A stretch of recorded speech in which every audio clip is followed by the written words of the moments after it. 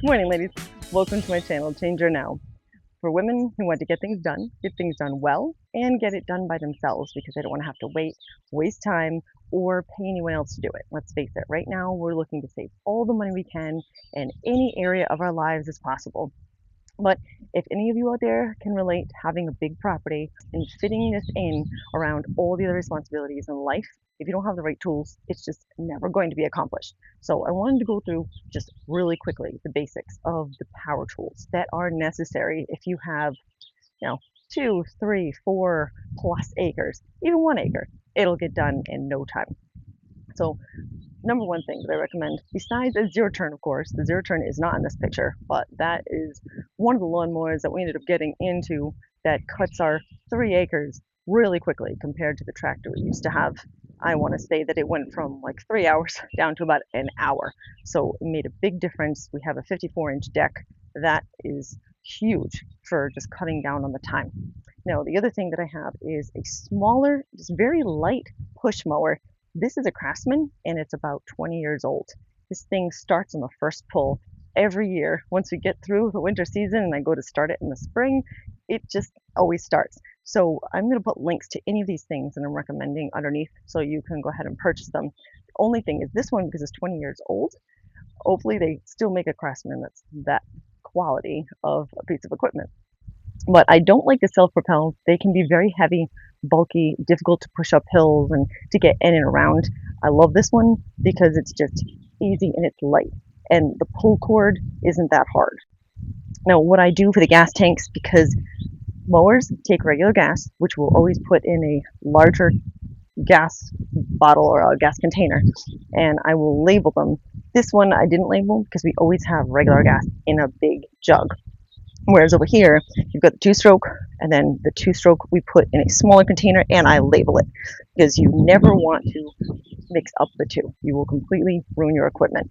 So the weed whacker and the leaf blower, these both take mixed gas or two-stroke. So you do need to buy, we have the Echo brand, but it's the Power Blend. So one of these to basically 1 gallon of gas. So 1 to 1. And then I have a 2.5 gallon here. So I would need 2 of these and 2.5, I guess you could say. So this is how you make the two-stroke, and that does not need any oil changes because two-stroke has the mix in it. So only your lawnmowers need oil changes. Then, so as far as the leaf blower, this is about the largest that I know of you can purchase through Echo. We had gotten this one a couple of years ago. This one is the 9010. This DFM is ridiculous. It will blow leaves faster than you've ever seen. We have so many trees, so we do not want to have to spend 10 hours blowing leaves around, especially when you have to keep up with it basically for a couple weeks in the fall. So, and then same with the weed whacker. We ended up doing the Shenandoah. This is more of a commercial model, and I'll put all that information again in links so you guys can buy any of these pieces of equipment. But this one has been fantastic, and we also have different attachments. I don't have the attachments out here, but this is the regular attachment that has the guard on it for weed whacking. You can also get a brush cutter. We have a pole saw. Pole saw works very, very well, like a mini chainsaw that you can get up on the trees and get a lot of the dead branches down. So these are must-haves. And then the other thing that I just recently started giving into is the 2,4-D. That's the weed killer. I never really liked to use weed killer, and I do want to disclose you have to be very careful depending on your property, where you're at, if you are near any water board, reservoirs, any water source whatsoever, or just depending on the rules and regulations in your town, or it can be very restrictive. So you want to make sure that you check and that you can use the 2,4-D. This does tend to be very efficient. It's 1 ounce for 1 gallon. So I always measure it out, and you want to be careful, wear gloves. And I will typically just use my 2-gallon sprayer. The DeWalt has been great. I've used a few other sprayers that don't tend to last that long. So I just put it in a sprayer, and then I'll spray in between a lot of the crushed stone that we have, and whether it's sidewalks, anywhere where I just cannot keep up with the weeds, because I thought I could manually weed until the maple started growing hundreds tiny little trees everywhere, and I gave up. So that works very well. And then the hose, I put that in the picture here too, because we have gone through a few different hoses, and the Flexzilla has been by far the best. They wind up easily, and they don't get all kinked and a mess like some of the other ones do. We just end up having to throw them out. So other than that, once I've got everything ready to go, then it comes down to your safety. This is very important. So I have the gloves. The gloves, I recommend Ridge Cut. These are fantastic. You can get them at Tractor Supply, probably online as well, or you could get knockoffs if you just have the rubber backing and the cloth tops.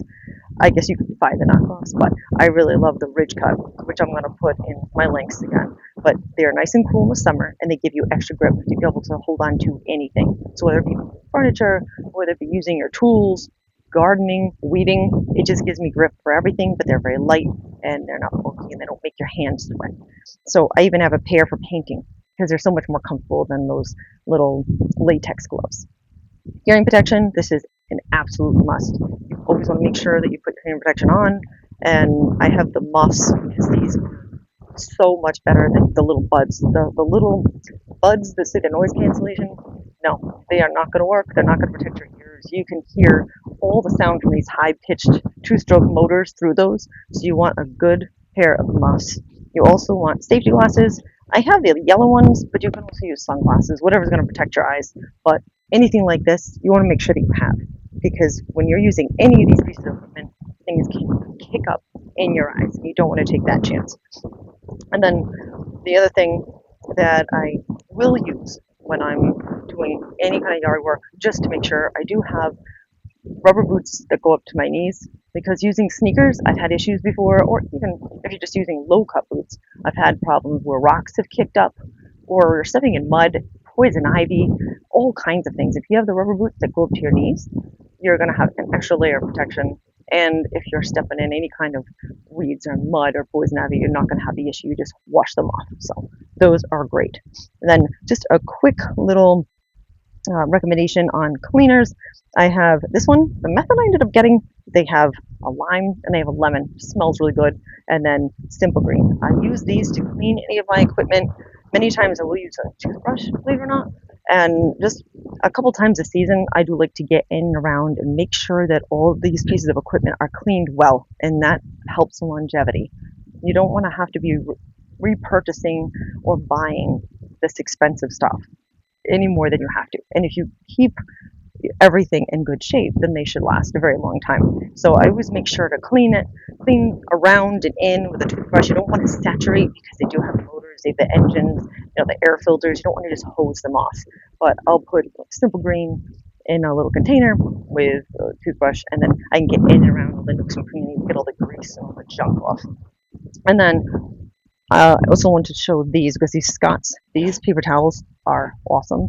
They're very durable. You can get them wet. You can use them as a rag, but then you can throw them away. I get the box because it holds a lot, and it's nice just to have something self-contained instead of the roll that just is all over the place and always gets filthy. And then last but not least, most importantly, before you go out, make sure you hydrate.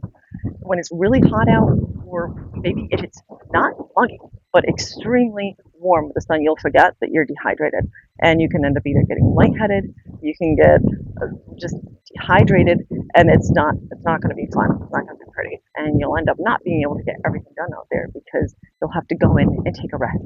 So I have the 73 ounce, and these work out very well, but you just want to make sure drink plenty of water before you get out there. So I think we have covered it all. Feel free to get in touch with me, leave comments below, let me know if there's anything else you'd like to see, and I hope to see you soon at my next video. Thank you.